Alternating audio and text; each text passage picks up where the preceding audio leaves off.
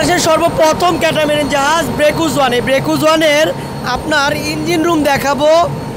Engine রুমে কী engine ব্যবহার করা হয়েছে সেটি দেখাবো এবং নিচতলায় যাবো আগে।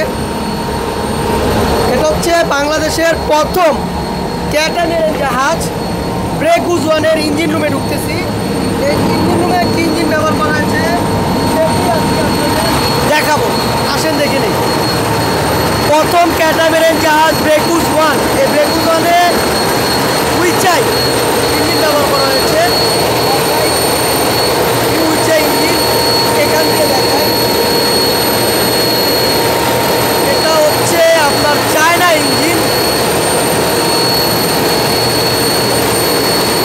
বাংলাদেশের প্রথম ক্যাটামেরিন জাহাজ ব্রেকুজ ওয়ান।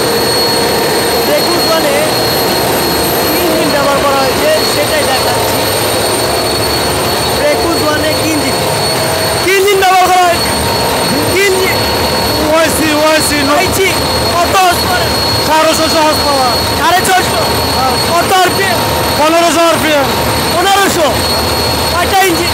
দুটো ইঞ্জিন। জেনারেটর কয়টা? দুটো জেনারেটর। দুইটা জেনারেটর। এটা কি বাংলাদেশের সর্বপ্রথম ক্যাটামেরিন জাহাজ? অ্যালুমিনিয়াম, পুরোটা অ্যালুমিনিয়াম বডি। অন্যান্য লঞ্চের যে ইঞ্জিন